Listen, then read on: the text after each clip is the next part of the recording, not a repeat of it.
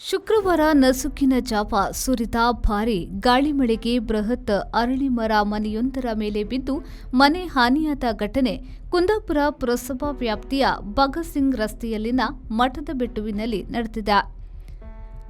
ಇಲ್ಲಿನ ನಿವಾಸಿ ವಸಂತಿ ದೇವಾಡಿಗ ಮನೆ ಮೇಲೆ ಮರ ಬಿದ್ದಿದ್ದು ಮನೆಯ ಸ್ಲ್ಯಾಬ್ಗೆ ಹಾನಿಯಾಗಿದೆ. ಪಕ್ಕದಲ್ಲೇ ಯಕ್ಷೇಶ್ವರಿ ದೇವಸ್ಥಾನವಿದ್ದು ದೇವಸ್ಥಾನಕ್ಕೆ ತಾಗಿಕೊಂಡೇ ಮರ ಬಿದ್ದಿದೆ.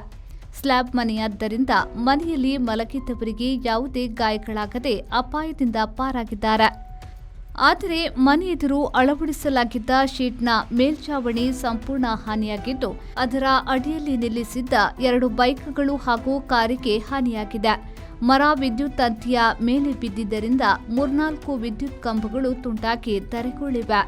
ಕುಂದಾಪುರ ಪುರಸಭೆಯ ಅಧಿಕಾರಿಗಳು ಸಿಬ್ಬಂದಿಗಳು ಭೇಟಿ ನೀಡಿ ಮರ ತೆರವುಗೊಳಿಸಲು ಸಹಕರಿಸಿದ್ದಾರೆ.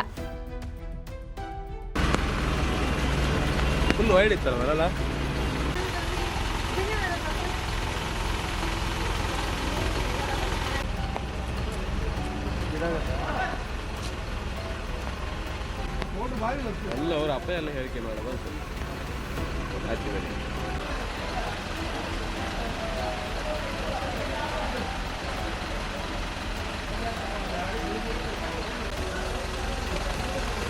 ಕಾಫಿ ಇವ್ರಿಗೆ ಕೊಡು